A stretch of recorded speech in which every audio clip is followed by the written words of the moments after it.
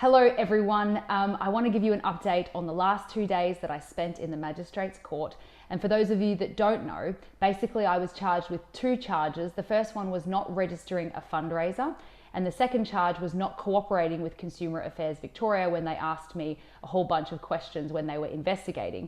Anyway, we had very good defense. I'm very happy with Gareth from Reignite Legal, who represented me. We worked really hard on basically no budget, and we did the best that we could. We told the truth, and the rest is out of our hands. We won't know the answer until Friday, and of course I will let you know. I can tell you definitely that the maximum penalties will not be enforced. The judge has already said that. So the maximum penalties could have been up to $70,000 in fines and also 12 months imprisonment. But I know for sure that neither of those will be punished at all. He has confirmed that. The first thing I'd like to say before I go into some thoughts about the last 2 days is that thank you so much for the prayers and for the people that came to the court case.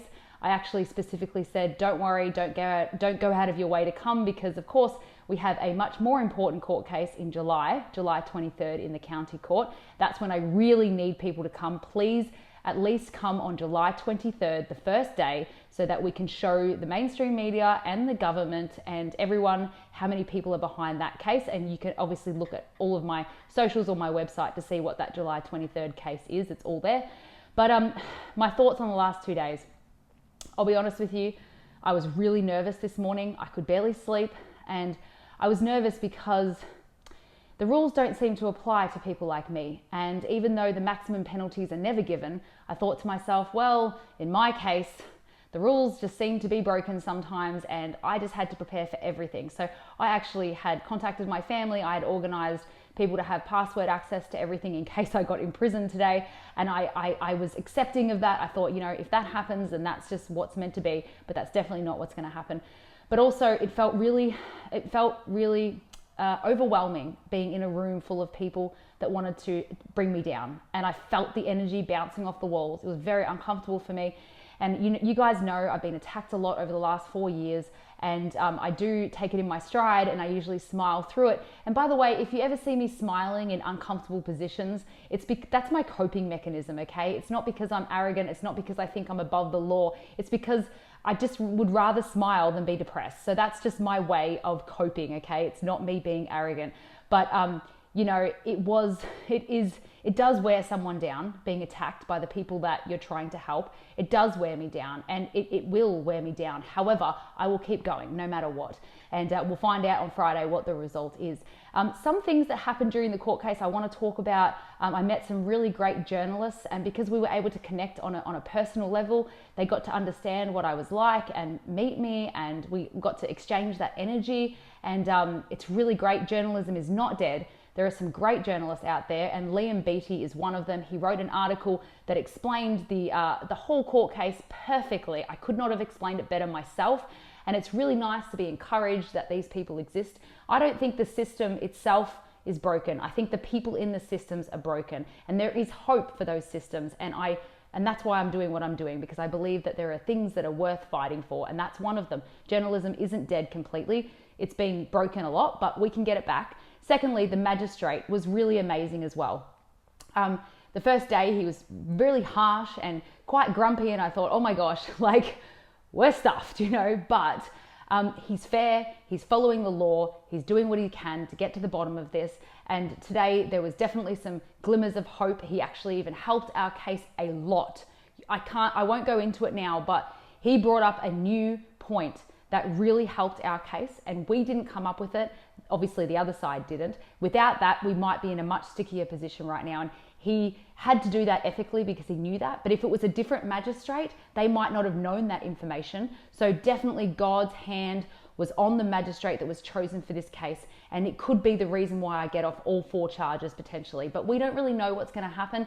Now, the first charge is obviously about the fundraiser, and I think we brought up a really great argument that it wasn't even a fundraiser at all, because RDA was gaining donations for Monica Smith, who's the sole director and was an employee of RDA. So it's actually not a fundraiser, because a fundraiser is when you're raising funds on behalf of someone else. So this wasn't actually the case. But the second thing was not cooperating with Consumer Affairs Victoria.